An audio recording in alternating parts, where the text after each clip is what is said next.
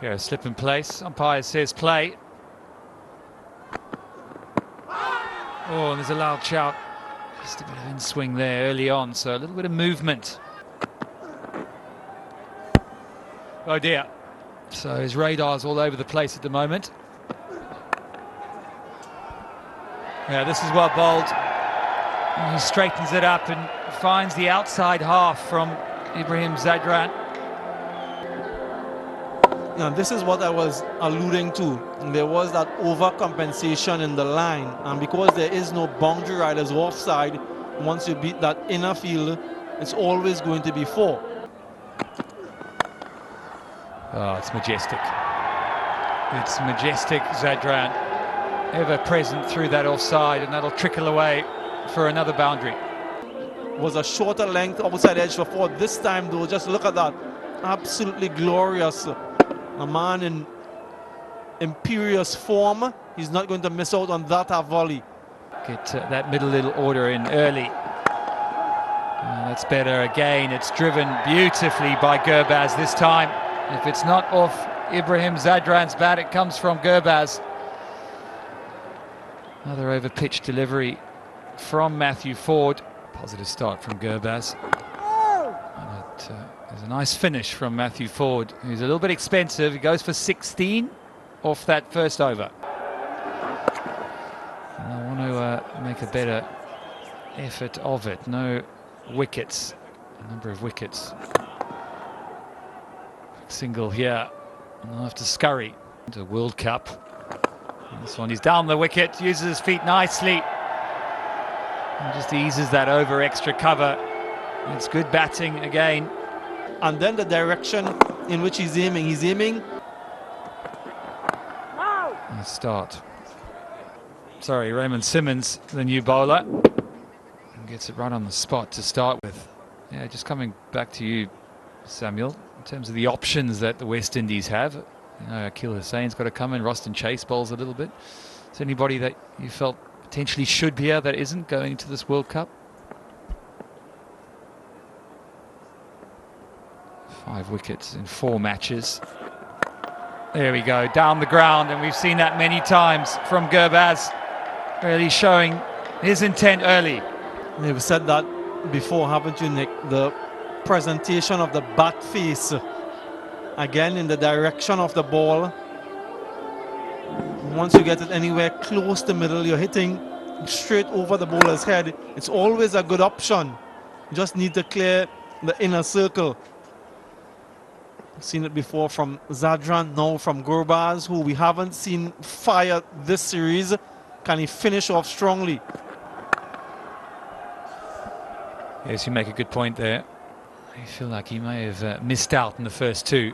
Just looked a little off colour, but he's definitely made his intent very clear this evening. You can see he's moving a lot better. His feet are going towards the ball. The head's in a much stronger position. Playing strong cricket shots, and this was the previous one, straight down the ground. That's as good as you're going to get. The on drive, and he enjoyed a bit of that, didn't he?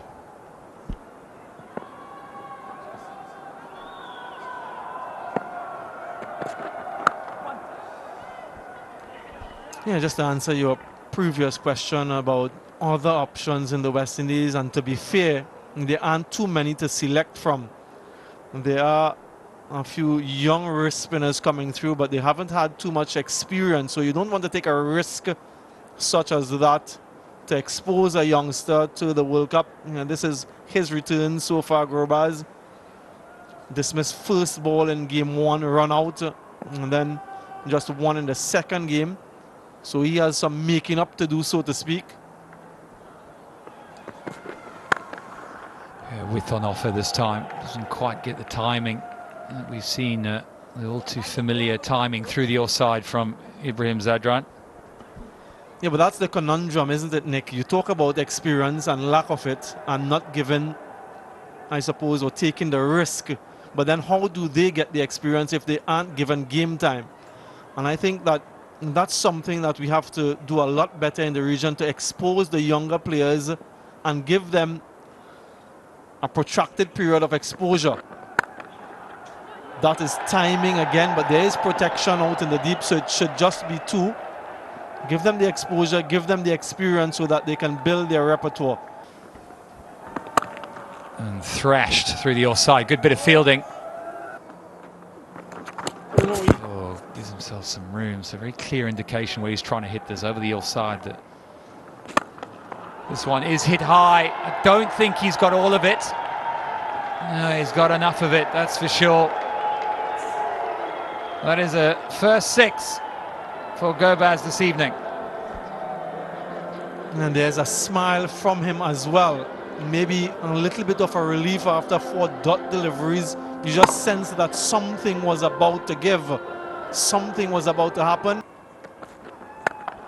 Pulls majestically. One bounce into the fence for 4. Emphatic stroke from Ibrahim. Ibrahim Zadran installing belief, imposing himself with commanding shots. Look at that. Full control in the shot. And when he plays, it's just so good on the eyes. Not quite getting the timing, just pulling the length back. Some stunning strokes through the offside throughout the series from Ibrahim. Yeah, absolutely. He got a 50 in the first one, put together that big partnership of 160. And look at his action, footwork, and how cool and calm he is. It just brings that bat so much in time. Pulls, chance, dropped.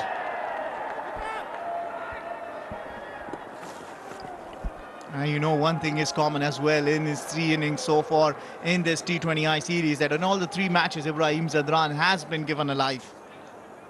In the first match, he was dropped a couple of times. In the last match, he was dropped when he was on 5. And this time around, once again, a tough chance. He is on 20 and he gets a life. Springer doing the sprinting, but just not enough.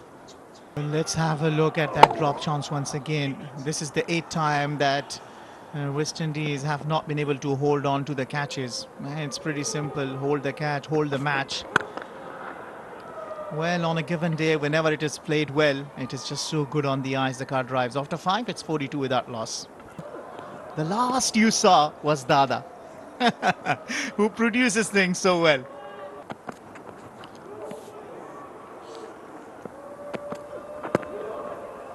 Looking to turn to the onside. Will take a single. It's